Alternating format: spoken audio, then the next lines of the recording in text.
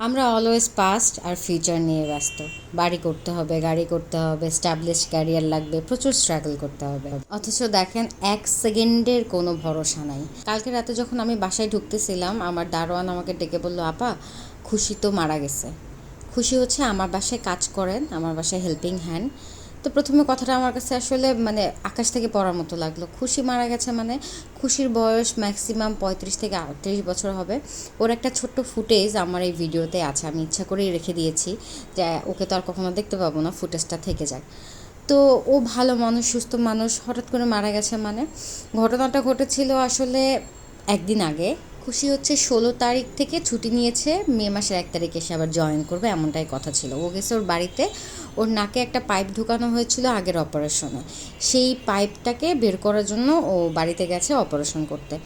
পরে ওর হাজব্যান্ডকে ফোন দিয়ে শুনলাম পাইপটাও বের করা হয়েছে, অপারেশনও সাকসেসফুল। তারপর ওকে বাসায় নিয়ে আসা হয়েছে, তারপরে নাকি স্ট্রোক করছে, এরপরে তো আর নাই। আল্লাহ খুশিকে জান্নাতুল ফেরদৌস দান করুক, এই বিষয়টা নিয়ে আর কথা বলবো না। যেই দিনই বাসায় একটু তাড়াতাড়ি আসবো আলহামদুলিল্লাহ, ওই দিনই বাসায় কারণ না কারোর কোনো না কোনো কিছু খাইতে ইচ্ছা করবে। তো যাই হোক, মেহেদি ফোন দিয়ে বললো তার সেমাই খাইতে ইচ্ছা করছে, আর আমি খুনাফাটা যে স্টাইলে রান্না করি সেই স্টাইলে রাঁধতে হবে। তো আমি আসলে খুনাফার অরিজিনাল রেসিপিটা ফলো করি না, একটু কাস্টমাইজ করে নিই, কারণ এখানে আমি হচ্ছে মাওয়া ইউজ করি এবং নারিকেলটা ইউজ করি। নারিকেল ছাড়া সেমাই আমার একদমই ভালো লাগে না। আমি যত পদের সেমাই রান্না করি সব সময়তেই আমি নারিকেল দিই। তারপর মেহেদি বাসায় আসার পর যখন আমি তার সামনে এটা দিলাম, সেটা আমাকে দেখে বলে, ওমা তুমি সত্যি সত্যি রান্না করছো? এটা তো আমি দুষ্টামি করে বলছি। ও আচ্ছা, রান্না করার পর যদি কেউ কখনো বলে যে আমি এটা দুষ্টামি করে বলছি, তখন কেমন লাগে বলেন তো? ভালো কথা, দুষ্টামি করে যেহেতু বলছে তাহলে আর খাওয়ার দরকার নাই। কিন্তু না, আমি তার পরের দিন সকালবেলার নাস্তাতেই আমার এই পুরা সেমাই শেষ।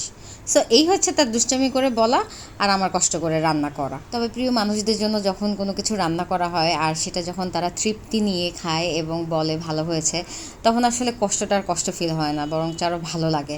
একটু বেশি করেই সেমাইটা রান্না করেছিলাম যাতে একটু অফিসে নিয়ে যাইতে পারি, ওদেরকে একটু খাওয়াইতে পারি। ও মা, সকালে নাস্তার টেবিলেই এটা শেষ হয়ে গেছে, এই জন্য আর অফিসে নিয়ে যাইতে পারি নাই। অন্য কোনো দিন রান্না করে নিয়ে যাবো ইনশাল্লাহ। সো ফাইনালি আমার রেসিপি ডান। এখন এটার উপর দিয়ে আমি ভেজে রাখা কাঠবাদাম, কিশমিশ, কাজু বাদাম, নারিকেল সব দিয়ে দিয়ে ফ্রিজে রেখে দিব। ফ্রিজে রাখবো 2-3 ঘন্টা, যাতে আমি সেমাইটা ঠান্ডা হলে আসলে বেশি ভালো লাগে।